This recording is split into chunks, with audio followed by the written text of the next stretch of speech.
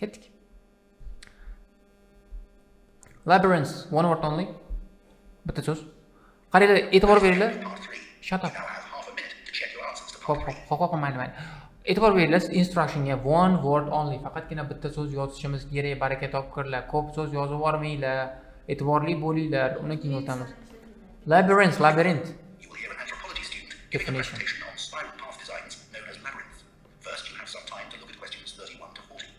O'z ko'rgingiz labyrinth. Bu qismga nima e'tibor berish kerak? Xo'p, birinchi navbatda ta'tilga e'tibor berish kerak. Qalin qilib yozib qo'yibdi. Definition yozib qo'yibdi. Labyrinth compared to mazes yozib qo'yibdi. Examples of labyrinth spiral yozib qo'yibdi. Walking labyrinth yozib qo'yibdi. Labyrinth nowadays yozib qo'yibdi. Nimaga e'tibor berishingiz kerak? Bunda don't stop. E'tibor berishingiz kerak bo'lgan narsa, agar masalan 31 sekund o'tkazib, 30 tur o'tkazaverdingizmi? Early exampledan wow, this 35 kelyapti deysa, 35 ga anaqa olasiz. Kelib olasizda, o'zingizda trackga tushib olasiz. O'shuning uchun nima qilishingiz kerak? Hamma narsani o'qishingiz kerak, e'tiborli bo'lishingiz kerak. Mana maze are type of nima? Type of buildingmi? Qanaqadir narsa bo'ladi, inshoot bo'ladi, joy bo'ladi menimcha. 31 ga noun bo'ladi. 32 is needed to navigate through a maze. Nimadir kerak ekan, maze bo'yicha navigate qilish uchun. Bilmayman, karta kerakmi, bilmayman. Intuitsiya kerakmi, ko'ramiz. Word maze is derived from a word meaning a feeling of, qanaqadir feeling of degan so'zdan olingan ekan. Confusion maybe. They have frequently been used in something and prayer. Demak, duoda yana nimadirda ishlatilgan ekan. Bu qanaqadir action bo'ladi 34. Ancient carvings on have been found across many cultures. Ancient carvings on mountains maybe, caves bo'ladi. Qanaqadir carvinglar, qirilgan narsalarni ko'rgan ekan. Topamiz. Oh, cave bo'ladi javob. Mountain bo'lishi mumkin javob. Bilmayman, ko'ramiz. Ancient Greeks used the symbol on. Ko'ramiz. The largest surviving examples of a turf labyrinth once had a big something at its center, big dragon maybe, ko'ramiz. Believed to have beneficial impact on mental and physical development. Walking a maze can reduce a person's heart rate bo'lishi mumkin mana. Blood pressure rate, bilmayman, ko'ramiz. Patients who can walk use the fingers labyrinth made from sticks maybe, whatever. Qanaqadir detal ana bo'ladi, material bo'ladi. Research shows that Alzheimer's sufferers experience less headache bir narsa bo'ladi. Qisqasi keling javoblarni topishga harakat qilamiz endi. Ketdik. Let's go people. I'm crazy. And stupid. Now listen carefully and answer questions 31 to 40. Labyrinths have existed for well over 4,000 years.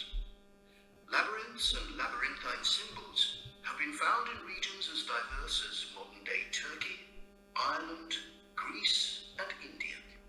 I don't care. There are various designs of labyrinth, but what they all have in common is a winding spiral path which leads to a central area. There is one starting point at the entrance, and the goal is to reach the central area. Finding your way through a labyrinth involves many twists and turns, but it's not possible to get lost, as there is only one single path. In modern times, the word labyrinth has taken on a different meaning, and is often used as a synonym for a maze. A maze is quite different, as it is a kind of puzzle with a... It's a kind of puzzle bo'ldi javob. Puzzle. Demak, kind of type of synonym. Ketdik. Intricate network of paths. Mazes became fashionable in the 15th and 16th centuries in Europe, and can still be found in the gardens of great houses and palaces. The paths are usually surrounded by thick, high hedges, so that it's not possible to see over them. Entering a maze usually involves getting lost a few times before using logic to work out the pattern and... Logic is needed. Logika kerak ekan, navigate the maze qilish uchun. Find your way to the center and then out again. There are lots of dead ends and paths which lead you back to where you started. The word maze is believed to come from a Scandinavian word for a state of confusion. Confusion dedim bu javobni. Javob confusion dedim, confusion bo'ldi. Ko'rasizlarmi? I know everything. Confusion. Confusion degani chalkashish degani. This is where the word amazing comes from. Amazing. Wow.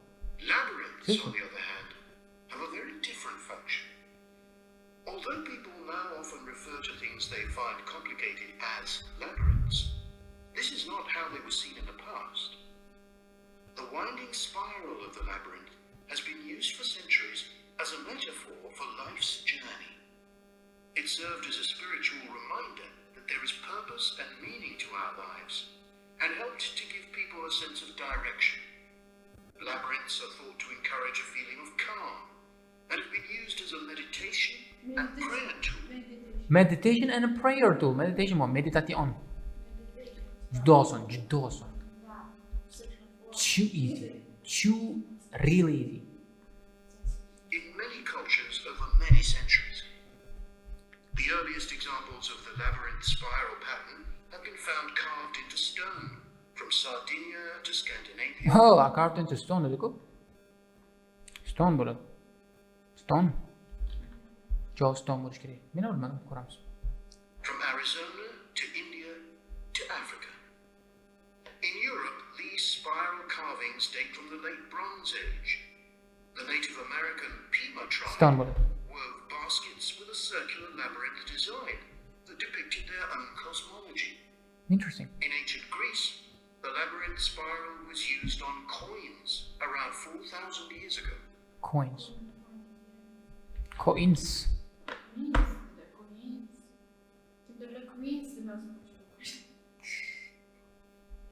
Labyrinths made of mosaics were commonly found in bathhouses, villas, and tombs throughout the Roman Empire. In Northern Europe, there were actual physical labyrinths designed for walking on. These were cut into the turf or grass, usually in a circular pattern. The origin of these walking labyrinths remains unclear, but they were probably used for fertility rites, which may date back thousands of years. 11 examples of turf labyrinths survive today, including the largest one at Saffron Walden, England, which used to have a large tree in the middle of it. Large tree. Bigness synonym tree bo'ldi. In the middle of it dedi. At the center synonym bor ekan topkurlar. E'tibor beringlar. Easy, easy. More recently, labyrinths have experienced something of a revival. Some believe that walking a labyrinth promotes healing and mindfulness, and there are those who believe in its emotional and physical benefits, which include slower breathing and a restored sense of balance and perspective. This idea has become so popular that labyrinths have been laid into the floors of spas, wellness centers, and even prisons in recent years. Damn it. O'tkazib yubordim 18 da. Prisonda уже. Attention, baraka topkurlar. Attention, o'tkazib yubordim orqaga ketamiz. More recently, labyrinths have experienced something of a revival. Uyata. Some believe that walking a labyrinth promotes healing and mindfulness, and there are those who believe in its emotional and physical benefits, which include slower breathing and a restored Slower breathing degani breathing rate bo'ladi. Reduce the breathing. Breathing rate. sense of balance and perspective. This idea has become so popular that labyrinths have been laid into the floors of spas, wellness centers, and even prisons in recent years. A pamphlet at Colorado Children's Hospital informs patients that walking a labyrinth can often calm people in the midst of a crisis. And apparently, it's not only patients who benefit. Many visitors find walking a labyrinth less stressful than sitting in a corridor or waiting room. Some doctors even walk the labyrinth during their breaks. In some hospitals, patients who can't walk can have a paper finger labyrinth brought to their bed. Paper finger labyrinth. Demak, paper bo'ladi. Paperdan qilingan finger labyrinth. Paper. The science behind the theory is a little sketchy, but there are dozens of small-scale studies which support claims about the benefits of labyrinths. For example, one study found that walking a labyrinth provided short-term calming, relaxation and relief from anxiety for Alzheimer's patients. Anxiety. Anxiety degani o'sha g'ashlik. Short from anxiety dedi, ha? Anxiety bo'ldi. Shu bilan bugungi darsimiz oxiriga ketadi. Sizlarga foydali bo'ldi degan umiddaman. Agar foydali bo'lgan bo'lsa, YouTube'ga obuna bo'lib qo'yasizlar bizga. Anoni kolokольчикка bosib qo'ysanglar sizlarga qanaqa video chiqarsak ham yaxshi videolar chiqaramiz. Sizlar ko'ringlar, o'zing o'sha storiesga qarab ko'ringlar-da. Bizda faqatgina zo'r, foydali, yaxshi kontent bo'ladi. Obuna bo'linglar, o'rtoqlaringga forward qilinglar. Shu qisqasi message spread qilaylik. Hammaga xayr. Sizlar bilan keyingi darslarda, keyingi videolarda ko'rishguncha. Bye bye guys. That's it.